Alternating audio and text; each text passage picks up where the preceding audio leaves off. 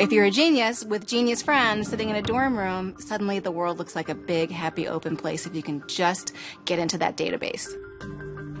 At the time, the technology landscape was changing dramatically. Brad Stone is a senior writer at Bloomberg Businessweek. The internet was really a much different world back in 2004. Friendster really demonstrates that a social network needs to have technical chops. The site goes down all the time, it's unreliable. MySpace also, it's full of ads, it's very distracting. It also begins to have technical instability. At Harvard, Zuckerberg met classmate and future business partner Eduardo Saverin.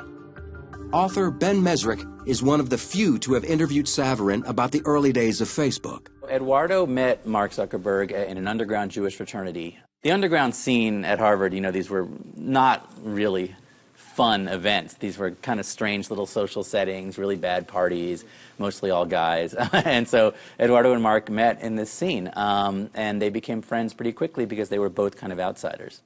FaceMash got Zuckerberg noticed by 3 insiders. Upperclassmen building a social networking site called Harvard Connection, Olympic rowers and twins Cameron and Tyler Winklevoss, with partner Divya Narendra. Harvard Connection was an idea that I'd come up with when I was a junior in college. This was at the end of 2002. The team had been building the site for nearly a year. 2 of their original programmers had moved on, and they desperately needed a new partner. The 3 of us are not computer programmers by trade or practice. We did need an actual programmer to write the actual hard lines of code, and we thought Mark was that guy. The trio reached out to Zuckerberg. He was enthused, excited, and clearly his eyes were lighting up. What happened next sparked a furious battle over how Facebook was actually created. The details unfold in email exchanges between Zuckerberg and the Harvard Connection team. At first, Zuckerberg appeared eager. I read over all the stuff he sent, and it seems like it shouldn't take too long to implement. So we can talk about that after I get all the basic functionality up tomorrow night. Then, Zuckerberg began to delay the project. December 4th. Sorry I was unreachable tonight. I just got about 3 of your missed calls. I was working on a problem set. December 10th. The week has been pretty busy thus far, so I haven't gotten a chance to do much work on the site or even think about it, really. Zuckerberg was stalling because he was busy working on a similar social networking site based on Harvard's student directory called the Facebook. He and Saverin partnered to fund it.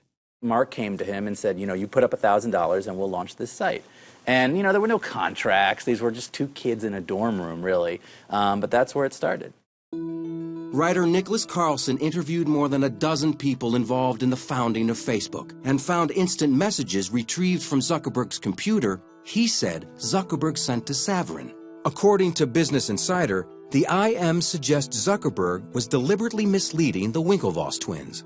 He says things like, look at this site that I'm working on, Harvard Connection.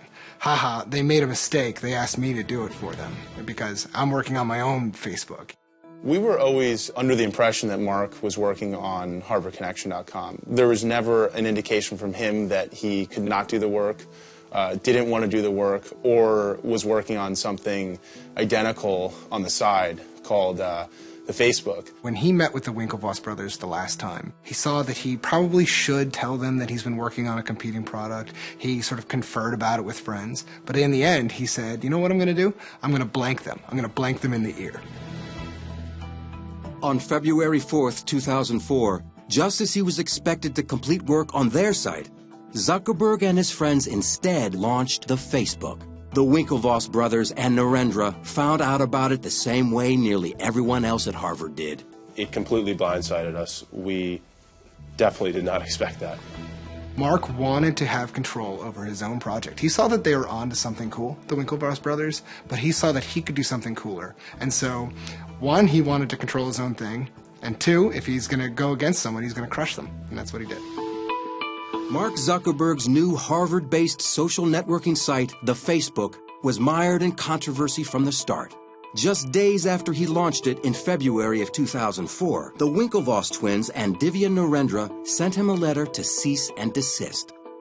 In a nutshell, our complaint against Mark Zuckerberg is fraud, unjust enrichment, and breach of contract. Zuckerberg responded with a letter denying any wrongdoing, claiming his site was a separate venture and used none of the same code. The Winklevoss twins and Narendra would later appeal a $65 million settlement with Facebook.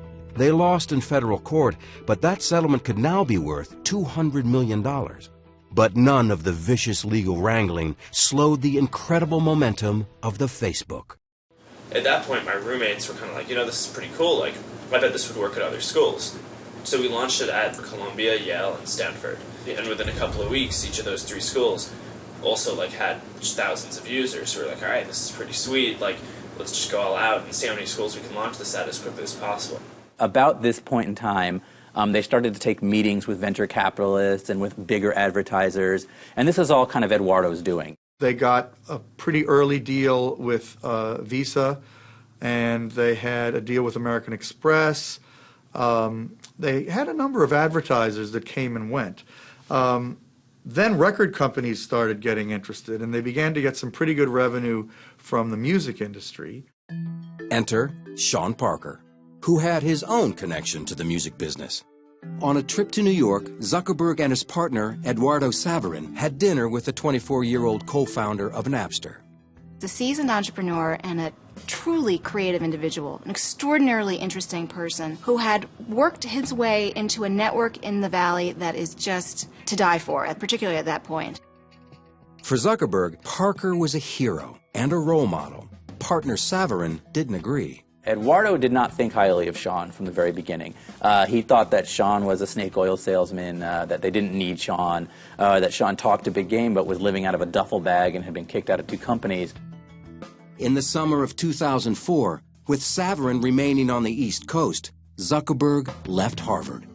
We came out to Palo Alto for the summer just to hang out because Palo Alto is kind of this mythical place where all the startups come from, and got ready to launch it at another 150 schools when the year started. One of the things that Mark did that was very smart by going to Palo Alto was to actually enter the petri dish of entrepreneurialism, particularly for new technologies. Zuckerberg and his friends moved into a large frame house with a swimming pool, and he reconnected with Sean Parker, who later became Zuckerberg's roommate. He was the adult supervision. He's the guy who showed them how things are done in Silicon Valley. He's the one who showed them how to meet investors, how to negotiate with them, who to hire. Mark has told me stories of just all of the guys coding late at night around dining room tables and eating chicken McNuggets and cereal. And there's partying going on. Sean Parker is bringing them around to the different kind of cool Silicon Valley hotspots. And meanwhile, the website is growing astronomically fast. I mean, there's a 1 million member party by December of that year. During this time, Parker gave Zuckerberg some shrewd advice he took to heart. He sort of looked at him and said, you need to be the founder of this thing, and you need to be the CEO forever. You can't turn this over to investors. And Mark is able to negotiate a series of increasingly important investment deals that do 2 things. 1, allow him enough operating cash to hire some of the smartest engineers in the business, and 2, help him retain majority control in the company. But tensions began to grow with Zuckerberg's original partner, Eduardo Saverin, who remained on the East Coast.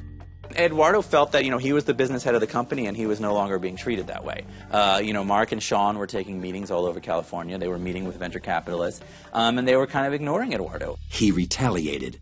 Eduardo froze the bank accounts to try and get Mark's attention, and Mark and Sean began to sort of figure out a way to build the company without Eduardo. Zuckerberg responded and froze Saverin out. Eduardo was removed from the company masthead, and he essentially became a non-entity. He became a non-person. He was thrown out, and he became very upset.